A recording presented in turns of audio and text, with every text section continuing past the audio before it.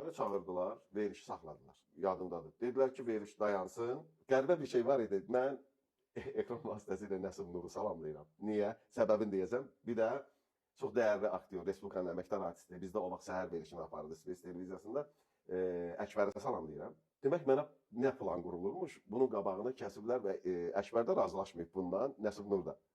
Məni çıxartdılar, dedilər ki, bəs Mikaillıq deyil, bu veriliş sevimli şou və aparıcılar dəvət edir, nə ediblər? Demək ki, mən verilişi apardığım yerdə, həmin vaxt bu cür təklif olunub ki, deyiblər ki, bəs Nəsib Nur, sən girəcəksən içəri, bax belə kəpənəkli, babişka deyirlər də, kəpənəklə, deyəcəksən bir dəqiqə saxlayın verilişi, canlı yayımdır ya, gedəndə, sənin plan oymuş ki, sizin yeriniz yoxdur, Mikail, sən geridə qalmışsan, durun bütün ansambl, çıxın bayra, orada əyləşən tamaşaçılar, siz də bu səviyyədəsiniz, çıxın bayra və həmin güya plana bax.